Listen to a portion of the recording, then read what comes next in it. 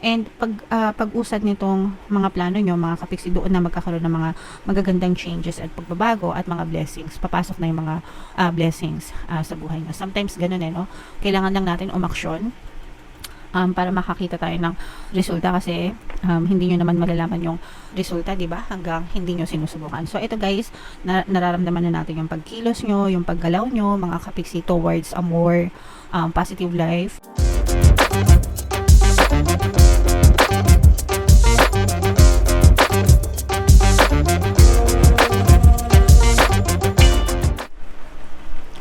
Hello guys, hello Scorpio, welcome back to Pinoy Pixie Tarot. Ang pamagat ng episode natin for tonight is New Moon Kapalaran para ngayong December para sa Scorpio, Sun, Moon, Rising, Sign, and Venus.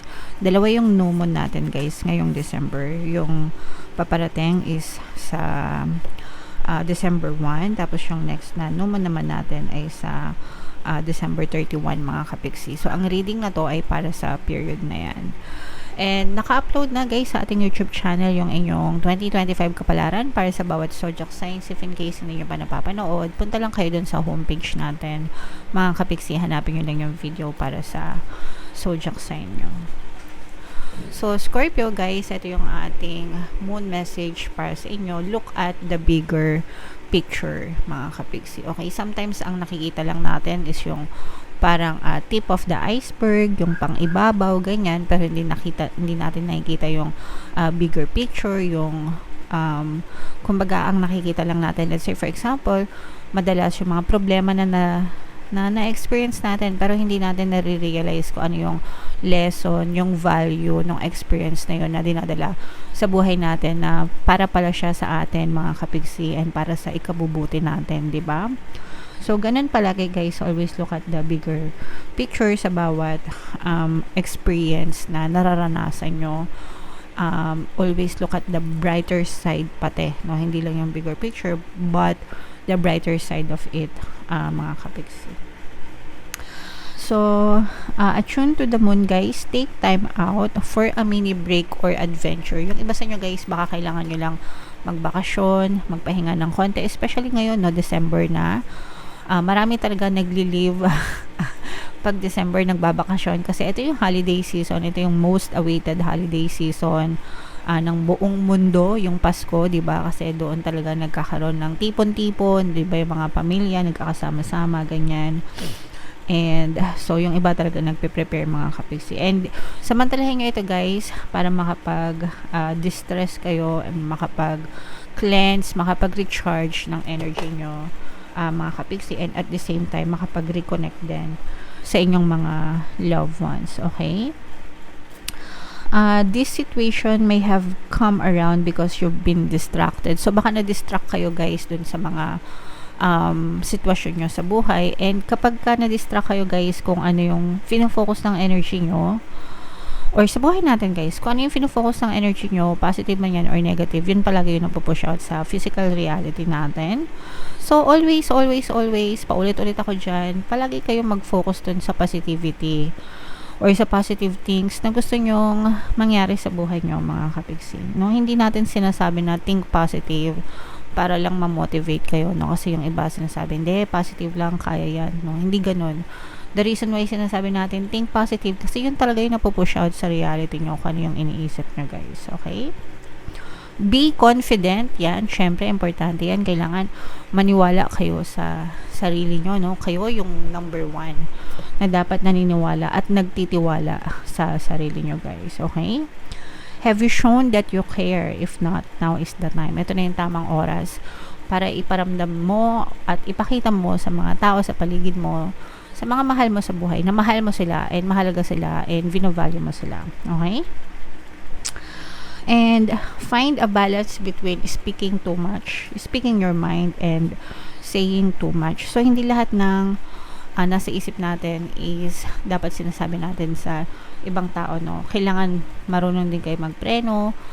You have to be sensitive dun sa pakiramdam ng or sa nararamdaman ng iba, kasi kahit nasabi mo prangka ka, you can take it pero sila hindi. 'Di ba? May ganun, iba-iba tayo ng ugali, iba-iba tayo ng personality, mga kapiksi. Merong iba na okay lang sa kanila na makarinig ng mga criticism, while others hindi nila kayang i-take yon, and it will affect their mental health, 'di ba? So you should be careful in speaking your mind, mga kapiksi. So dapat kino-considerate mo or considerate ka sa mga nararamdaman ng mga tao sa paligid mo. Okay?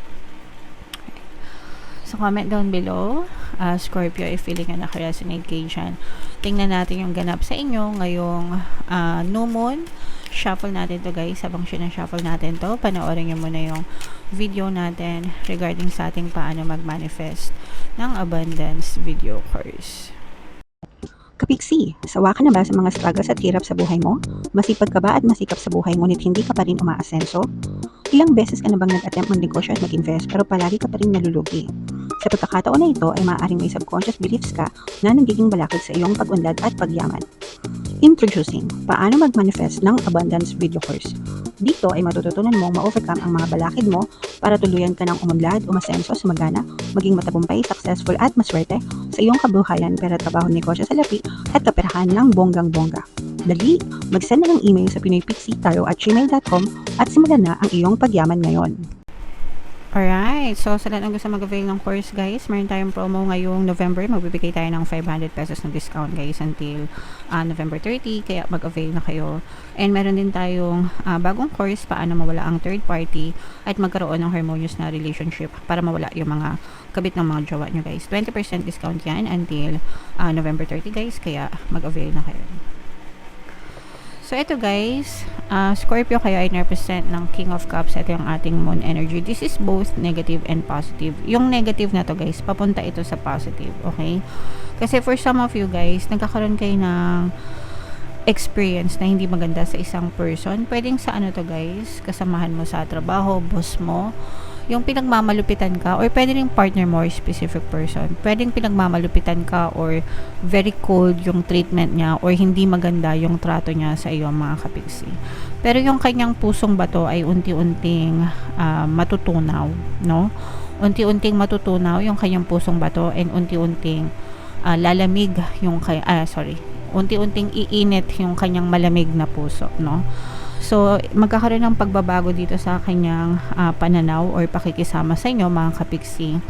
And ma-experience mo na mas magiging mabait siya sa iyo, mas kinakausap ka na niya ng maayos, mas maganda na yung magiging trato sa iyo nitong person na to, guys. Okay? So, if ever man na nakaka-experience kayo nito, guys, especially sa work, no, pwede nyo pakinggan, guys, yung pampabait ng boss at mga kasamaan sa trabaho. Very effective yun, guys. Ang dami ng success stories nun. Basahin nyo na lang sa comment section. And kung ito naman ay lover mo or a specific person in romance, pwede nyo, guys, pakinggan yung pampalambot, no, ang puso. Pampasuko. Yan. Meron tayong pampasuko subliminal dito, guys. Yung para lumambot yung puso ng mga person nyo and hindi nila kayo magbago yung trato nila sa inyo na maging maganda and maayos. So, meron ditong presence ng air sign, Aquarius, Gemini, Libra. So, for some of you, maaring may air element kayo or sila sa kanilang natal chart, mga kapiksi. Okay? And sa mga kapiksi natin, kung kayo naman ay na-stuck sa buhay nyo, guys, magkakaroon ng transition or pagbabago. Kasi, for some of you, guys, parang meron kayong mga plano. And yung mga plano nyo, guys, uusad na, no? Aandar na, uusad na yung mga plano nyo, you're taking action, hindi na kayo natutulog. And pag-usad nitong mga plano nyo, mga kapiksi, doon na magkakaroon ng mga magagandang changes at pagbabago at mga blessings. Papasok na yung mga blessings sa buhay nyo. Sometimes ganun no? Kailangan lang natin umaksyon para makakita tayo ng resulta kasi hindi nyo naman malalaman yung resulta, di ba? Hanggang hindi nyo sinusubukan. So, ito, guys, nararamdaman na natin yung pagkilos nyo, yung paggalaw nyo, mga kapiksi, towards a more positive life, towards a more successful life, mga kapiksi. And hindi naman kayo bibiguin ni universe kasi kaakibat nitong mga changes na ginagawa mo sa buhay mo is may mga kasama rin na blessings na paparating sa'yo. Okay? So, yan, guys, i-mind mo na yan sa comment section. Mind blessings, mind kasaganaan, pagpapala, magagandang changes, mga magagandang pagbabago.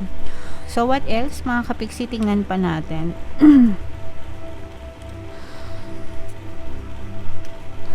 So, eto guys. Yeah, so, eto guys, no, yung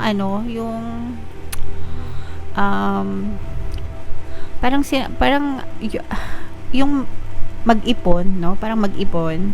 Kasi yung iniipon mo right now, mga kapiksi, save money now and money will save you in the future. Okay? Yun yung pinaka the best na message para sa inyo.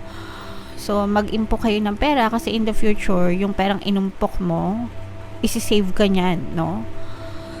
Mga kapiksi. So, yeah. And also, parang sinasabi dito na you have to save your energy din.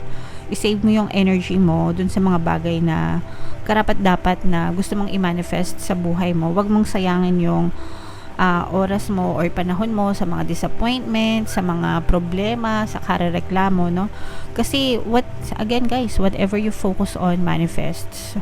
Kung palagi ka nagfo-focus sa mga problema, sa mga reklamo, sa mga worry, definitely more worries will come to you, no? Palagi kang magwo-worry at magpo-worry, lalo na pagdating sa pera, guys. Pero kapag ka nag-focus ka sa success, sa tagumpay, nag-focus ka sa sarili mo, no? You will become successful yourself. And eto guys, no, parang you are also being advised na magpahinga.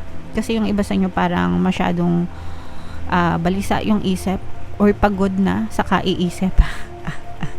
Pagod na sa kaiisip, mga kapiksi, probably sa mga solusyon sa mga problema nyo. So, baka biktima kayo ng overthinking, guys. So, wag nyo nang i-entertain yung mga overthinking ngayon and just focus on yourself. Magpahinga, mag-recharge, guys, no? Para mas lumakas pa yung energy nyo, mga kapiksi. Okay? So, yan, no? May mga blessings na itatapon sa'yo. Ibubuhos, mga kapiksi. So, make sure na saluhin nyo yung mga blessings na yan, guys. So, ito yung mga very positive na energies na nakita natin sa inyo. Pagdating sa kaperahan, ito, mga kapiksi. Blessings sa kaperahan and magagandang pagbabago and changes sa inyong kabuhayan. So, i-mind nyo yan, guys, ha? Mind, blessings, blessings sa kaperahan, magagandang changes, magagandang pagbabago. So, comment down below, Scorpio, if feeling nyo nakaresonate kayo dyan. Ito yung ating 2025 kapalaran, guys. Panoorin nyo na. And ito naman yung ating success stories ng paano mag-manifest ng abundance video course. Click here to subscribe, guys. Ito yung ating mga pampaswerte subliminals. Thank you for liking, sharing, and subscribing, and see you again next time. I love you all, mga kapiksi. Have a nice day. Bye-bye.